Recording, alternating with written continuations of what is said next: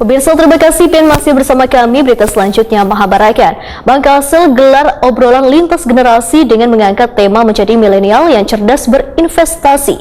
Investasi legal ini trennya lagi naik. Data OJK, jumlah kerugian akibat investasi ilegal totalnya 114 triliun rupiah dari seluruh kasus di Indonesia sejak 2010 hingga wayahini, baik kasus di perkotaan maupun perdesaan.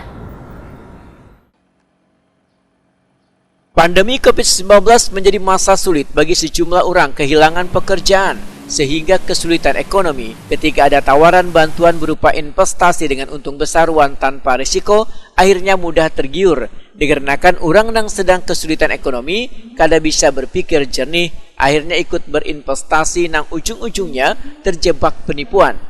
Demikian diungkapkan Kepala Subbagian Edukasi Perlindungan Konsumen Kantor Otoritas Jasa Keuangan Regional 9 Banjarmasin, Andika Prasetya, pada acara obligasi atau obrolan lintas generasi season 5 yang mengangkat tema menjadi milenial nang cerdas berinvestasi. Disiarkan live melalui Instagram Bank Kasel.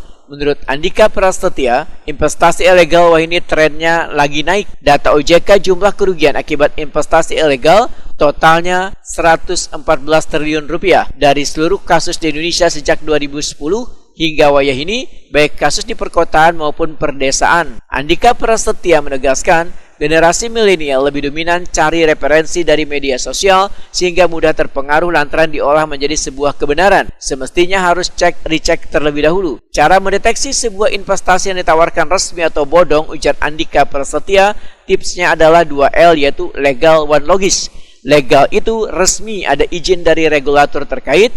Logis itu berarti keuntungan dan risikonya masuk akal. Andika Prasetya menyarankan, bila ingin melakukan investasi yang aman adalah investasi fisik, yaitu beli properti, beli emas, dan beli perhiasan. Namun setiap investasi itu ada risiko, tapi skalanya ada risiko rendah, menengah, dan tinggi. Investasi yang minimal risikonya adalah deposito bank, apalagi sudah dijamin LPS atau lembaga penjamin simpanan.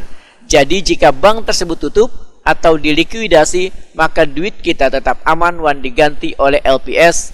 Sedangkan investasi yang paling tinggi risikonya adalah saham, karena pergerakannya cepat wan secara harian. Namun pasar modal di Indonesia tergolong banyak lirik investor, sehingga bagaimana kita menganalisa wan memilih saham nang prospektif.